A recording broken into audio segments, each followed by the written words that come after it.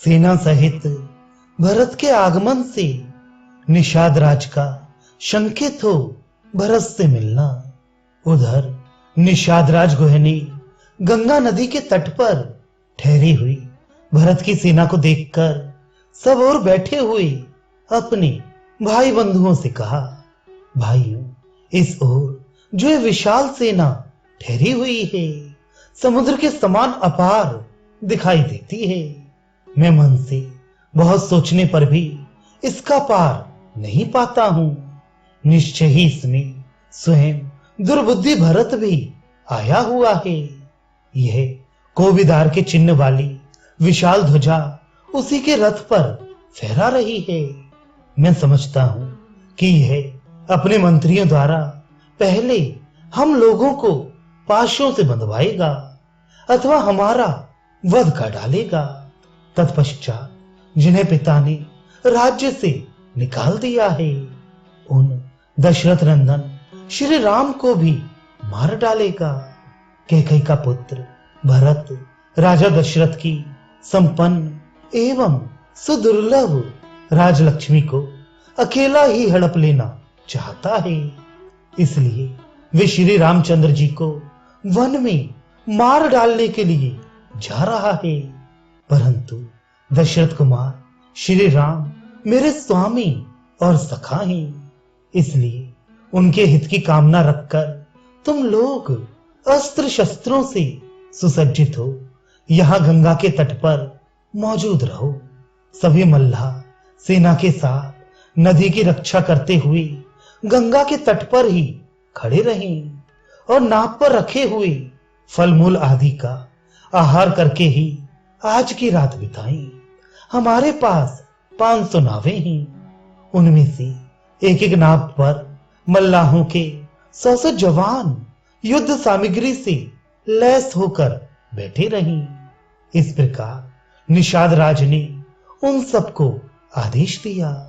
उसने फिर कहा कि यदि यहां भरत का भाव श्री राम के प्रति संतोषजनक होगा तभी उनकी यह सेना आज कुशल पूर्वक गंगा के पार जा सकेगी।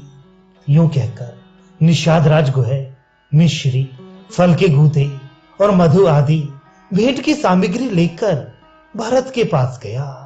उसे आते देख समयोचित कर्तव्य को समझने वाले प्रतापी सूत पुत्र सुमंत ने विनीत की भांति भरत से कहा, ककुत्स कुलभूषण, ये बूढ़ा निषाद राजगुह अपने सहस्त्रों भाई बंधुओं के साथ यहाँ निवास करता है। ये तुम्हारे बड़े भाई श्री राम का सखा है। इसे दंडकारण्य के मार्ग की विशेष जानकारी है। निश्चय ही इसे पता होगा कि दोनों भाई श्री राम और लक्ष्मण कहाँ हैं। अतः निषाद राजगुह यहाँ आकर तुमसे मिले, इसके लिए अवसर दो। सुमंत्र के मुख से ये शुभ वचन सुनकर भरत ने कहा, निषाद राजगुह मुझसे शीघ्र मिले, इसकी व्यवस्था की जाए।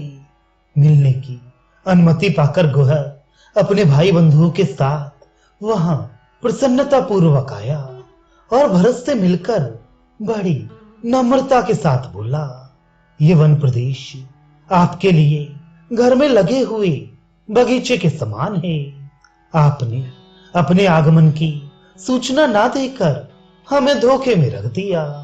हम आपके स्वागत की कोई तैयारी ना कर सके। हमारे पास जो कुछ है वह सब आपकी सेवा में अर्पित है। यह निषादों का घर आपका ही है। आप यहाँ सुखपूर्वक निवास करें। ये फल मूल आपकी सेवा में प्रस्तुत है। इसे निषाद लोग स्वयं तोड़कर लाई हैं। इनमें से कुछ फल तो अभी हरे और ताजे हैं और कुछ सूख गए हैं। इनके साथ तैयार किया हुआ फल का गूदा भी है। इन सब के सिवा नाना प्रकार के दूसरे दूसरे वन्य पदार्थ भी हैं। इन सबको ग्रहण करें। हम आशा करते हैं कि यह सेना आज की रात यहाँ ठहरेगी और हमारा दिया हुआ भोजन स्वीकार करेगी। नाना प्रकार की मनोवांछित वस्तुओं से आज हम सेना सहित आपका सत्कार करेंगे। फिर कल सवेरे आप अपने सैनिकों के साथ यहां से अन्यत्र जाइएगा।